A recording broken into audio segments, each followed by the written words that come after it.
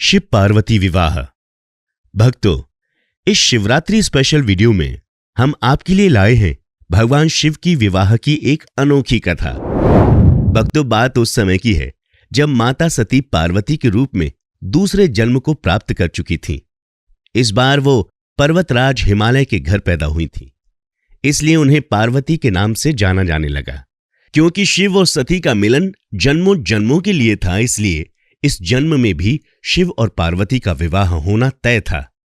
विधि के इस विधान को पूरा करने के लिए नारद जी एक दिन पर्वतराज के घर जाते हैं और माता पार्वती के सामने शिवजी की ऐसी महिमा बखान करते हैं जिससे अंदर ही अंदर पार्वती जी शिव को प्रेम करने लग जाती हैं। जब नारद जी वापस अपने धाम जा रहे होते हैं, तब पार्वती जी उन्हें रोककर भगवान शिव को प्राप्त करने का उपाय पूछती हैं।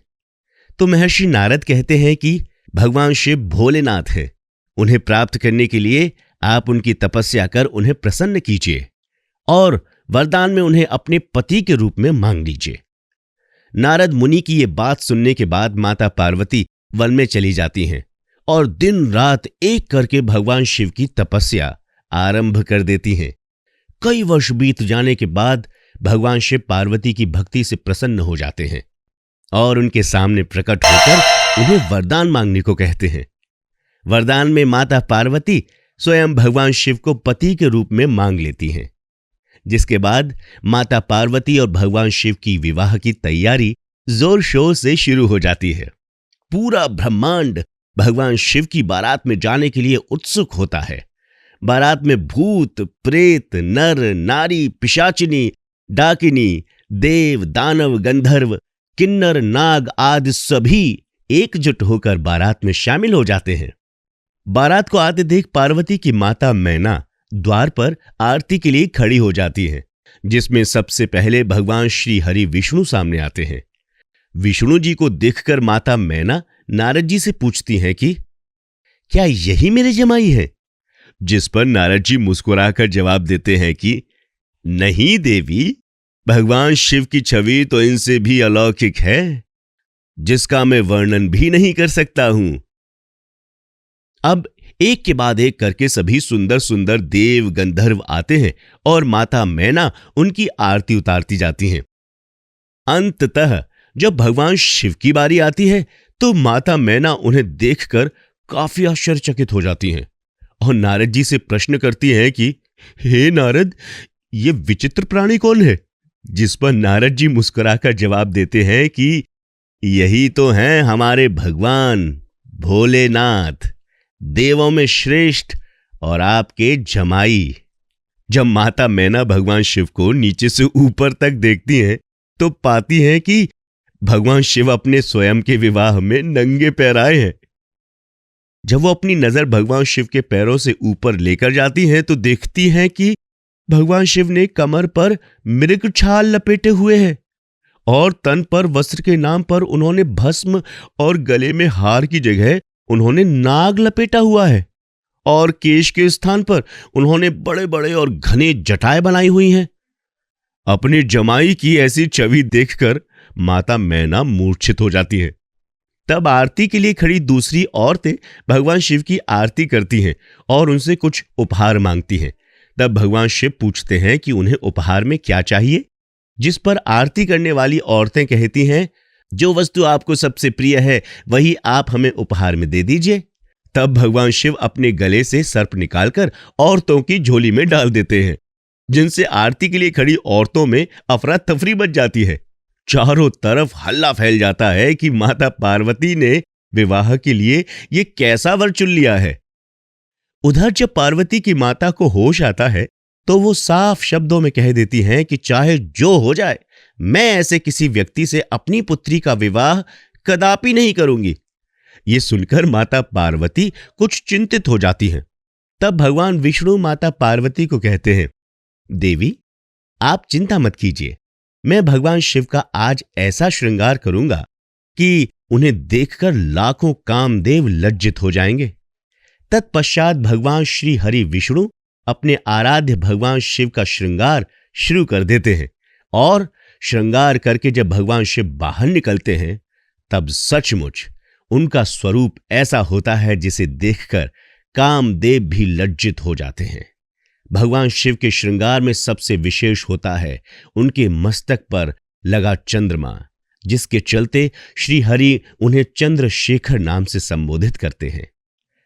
अपने जमाई को इस सुंदर स्वरूप में देखकर माता मैना अपनी पुत्री का विवाह उनसे करवाने को तैयार हो जाती है, जिसके बाद बड़ी ही धूमधाम से शिव पार्वती का विवाह संपन्न होता है और सभी देव, दानव, असुर, मनुष्य, नर, नारी, पिशाच, पिशाचिनी, डाकनी, गंधर्व सभी अपने अपने धाम को लौटकर चले जाते हैं और भगवान भोलेनाथ और माता पार्वती सुखी संपन्नता से कैलाश पर वास करने लग जाते हैं। माता पार्वती कैलाश पर्वत का भ्रमण करते करते थक गईं, तो वहीं पर पास में रखे एक पत्थर पर बैठकर आराम करने लगीं। तभी उनकी नजर पृथ्वी पर पड़ी।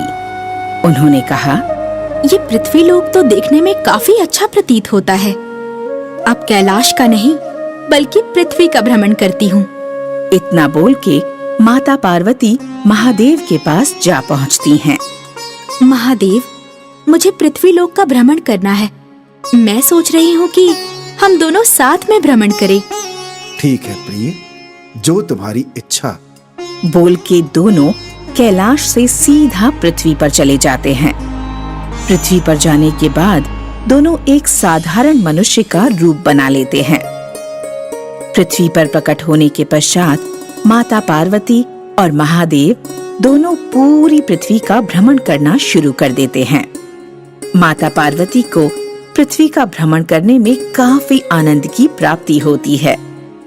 माता पृथ्वी पर तरह तरह के जानवर और पक्षियों को देखकर काफी प्रसन्न हो रही होती हैं। तभी वो देखती हैं कि पति पत्नी का एक सुंदर जोड़ा काफी गरीबी में जीवन यापन कर रहा होता है। फिर कुछ दूर जाने के बाद माता देखती हैं कि एक आदमी काफी अमीरी में जीवन यापन कर रहा होता है। माता पार्वती को ये बात समझ नहीं आती कि आखिर पृथ्वी पर कोई अमीर तो कोई गरीब क्यों है। महादेव, क्या आप इन दोनों विवाहित जोड़े को धनवान कर सकते हैं? ठीक है देवी, आप कहती हैं तो मैं इन दोनों विवाहित जोड़ों को स्वर्ण मुद्राएं दे देता हूँ। इतना कहकर महादेव 1000 स्वर्ण मुद्राएं उन दोनों विवाहित के पास रख देते हैं। परंतु वो दोनों दूसरों की चुगली करने के कारण वो पोटली नहीं देखते और सीधे आगे चले जाते हैं। देखा देवी, अभी इनके जीवन में धनवान बनना नहीं लिखा है। ये इनका कर्म है जो इन्हें मिल रहा है। एक व्यक्ति जो मेहनत करता है, पूरे दिन भर भारी भारी सामान उठाता है, उसे एक दिन में केवल 100 मुद्रा दिए जाते हैं, और जो व्यक्ति अंदर बैठा होता है, आराम कर रहा होता है, उसे 5000 मुद्राएं मिलती हैं। देवी, ये सब बस पृथ्वी पर रहने का एक साधन है। हर व्यक्ति का अपना कर्म होता है। महादेव, ऐसा क्यों है कि एक व्यक्ति के पास सब कुछ और एक के पास कुछ नहीं? ऐसा क्यों होता है कि अमीर और अमीर होते जा रहे हैं और गरीब और गरीब? देवी, इसका उत्तर जानने के लिए हमें यहीं रुकना होगा, ताकि आपको यहाँ के रहन सहन का पता चले। तभी आपको इसका उत्तर मिल सकता है। ये बात सुनकर माता पार्वती थोड़ी देर मौन रहकर बोलती हैं, जैसी आपकी इच्छा प्रभु।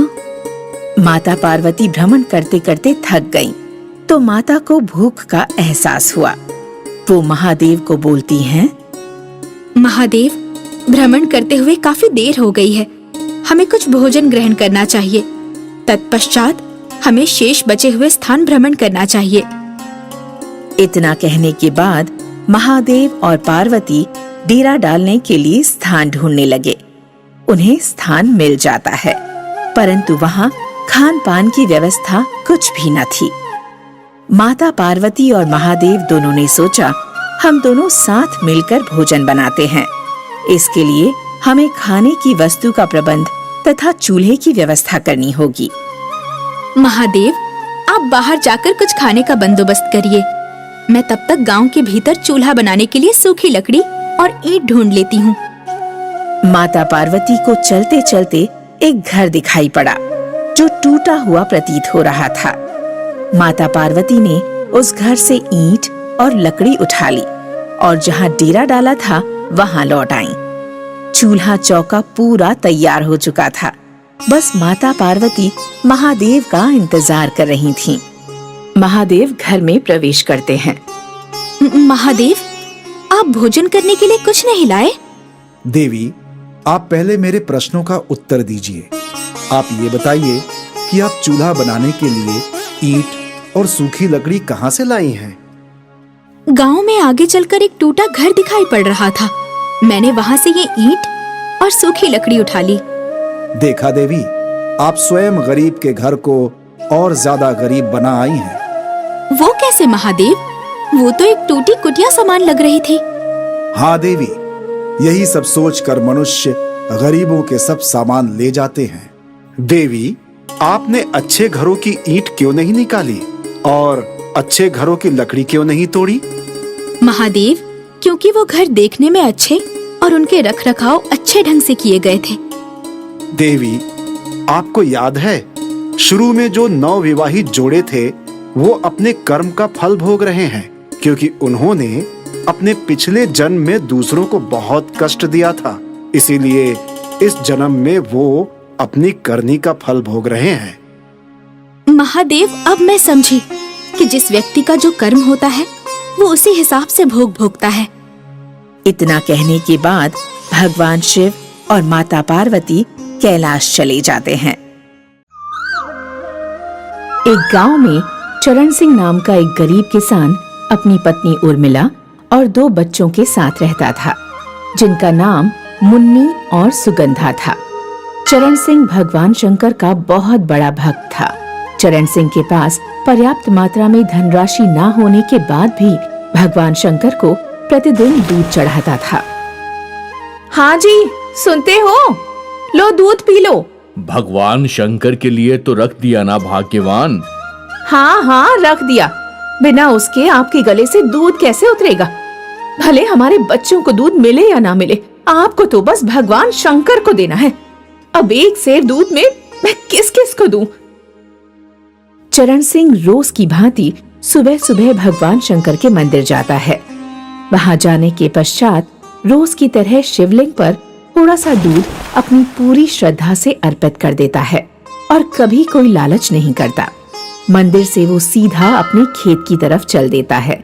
वो सुबह का गया हुआ शाम को घर लौटते वक्त भी मंदिर के पास थोड़ी देर बैठकर भगवान शंकर का ध्यान करता रहता है। संध्या खत्म होते होते चरण सिंह अपने घर आ जाता है। घर आते ही उर्मिला कहती है, घर में खाने को कुछ नहीं है, जाओ और बाजार से खाना बनाने के लिए सामान लेकर आओ, बच्चे भूखे हैं। ये सुनते ही चरण सिंह तुरंत बाजार की ओर जाता है और उसके पास जो कुछ पैसे होते हैं वो सब सामान लेने में खर्च कर देता है और घर आते ही कहता है, भाग्यवान, शीघ्र खाना बनाकर बच्चों को खिला दो। जिसके बाद उर्मिला खाना बनाती है और सब उसे खाकर सो जाते हैं। और सुबह होते ही उर्मिला अपने पति से कहती है, अजी सुनते हो, सुबह हो गई है, जाओ अब जल्दी से दूध ले आओ, बच्चों को दूध पीना है। इतना सुनते ही चरण सिंह दूध लेने के लिए जाता है। ये सब महादेव और माता पार्वती ऊपर से देख रहे होते हैं।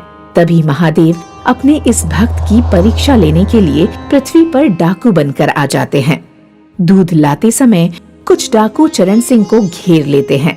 चरण सिंह आश्चर्यचकित हो जाता है। डाकू चरण सिंह से रुपए और सामान छीनना चाहते थे। छीना झपटी के बीच चरण सिंह को कुछ चोट भी लग जाती है और चरण सिंह के हाथ में जो दूध होता है वो भी काफी मात्रा में नीचे गिर जाता है। लेकिन चरण सिंह जैसे तैसे बचे हुए दूध को गिरने नहीं देता। अंत में चरण सिंह के पास कुछ ना मिलने पर डाकू चले जाते हैं। डाकू के जाने के बाद चरण सिंह मंदिर की तरफ जाता है और बचा हुआ दूध शिवलिंग पर अर्पित कर देता है। अब महादेव दूसरी बार चरण सिंह की परीक्षा लेने की सोचते हैं और इस बार वो एक छोटा बच्चा बन जाते हैं और उसी मंदिर के सामने खड़े हो जाते हैं। जहाँ चरण सिंह रोज दूध चढ़ाने आया करता था। चरण सिंह रोज की तरह मंदिर आता है तो वो देखता है कि एक छोटा बालक मंदिर के पास खड़ा होकर रो रहा है।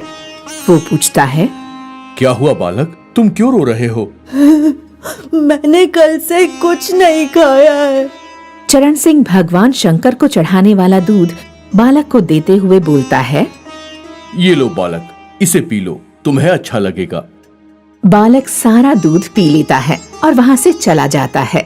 जाते वक्त उस बालक के चेहरे पर खुशी दिखाई दे रही थी। चरण सिंह मन ही मन सोचता है, अगर इस भूखे बालक को ये दूध नहीं देता तो महादेव मुझे कभी क्षमा नहीं करते। इसके बाद चरण सिंह अपने खेत की ओर चला जाता है। खेत का सारा काम वो अकेले और पूरी मेहनत से करता है। इस पूरे दिनचर्या में चरण सिंह के मुंह पर केवल महादेव का नाम रहता है। काम करते करते वो ये सोच रहा है कि कल तो महाशिवरात्रि है। इस दिन मैं भगवान शंकर के लिए खीर बनाऊंगा और उन्हें खिलाऊंगा। सारा काम खत्म होने के बाद वो रात को घर जाता है और सो जाता है। सुबह उठते ही वो सबसे पहले स्नान करता है, फिर खीर बनाता है। इधर भगवान शंकर तीसरी बार उसकी परीक्षा लेने के लिए आ जाते हैं। वो एक ब्राह्मण का रूप लेकर चरण सिंह के घर जाते हैं और कहते हैं, बेटा, मैं गरीब ब्राह्मण हूँ, कुछ भोजन मिल जाए तो भगवान तुम्हें और तुम्हारे परिवार को खुश रखेगा। चरण सिंह भगवान शंकर के लिए शिवरात्रि का प्रसाद तैयार कर चुका था। फिर भी वो कहता है, आइए ब्राह्मण पुरुष, आपका स्वागत है। चरण सिंह इसे बुला तो लेता है पर सोचता है कि अब मैं भगवान शिव को खीर कैसे चढ़ाऊंगा। फिर दूसरे ही पल वो सोचता है कि भूखे को खाना खिलाना ही सबसे बड़ा धर्म है। जिसके बाद वो सारी खीर ब्राह्मण को खाने के लिए दे देता है। ब्राह्मण पुरुष खीर खाने के बाद कहते हैं, भोजन में आनंद आ गया बालक, बोल क्या चाहिए तुझे? नहीं नहीं ब्राह्मण पुरुष, ये मेरा फर्ज था, बस मुझे और मेरे परिवार को अपना आशीर्वाद दे दीजिए। ब्राह्मण पुरुष जाते समय अपनी छड़ी को हिलाता है तो चरण सिंह का घर एक महल के समान बन जाता है। जाते जाते भगवान शंकर कहते हैं, जाओ रसोई में जाकर देखो और अपने परिवार के लिए खाना बनाने की तैयारी करो। चरण सिंह रसोई में जाकर देखता है तो रसोई में राशन का सामान काफी ज्यादा मात्रा में रखा हुआ है।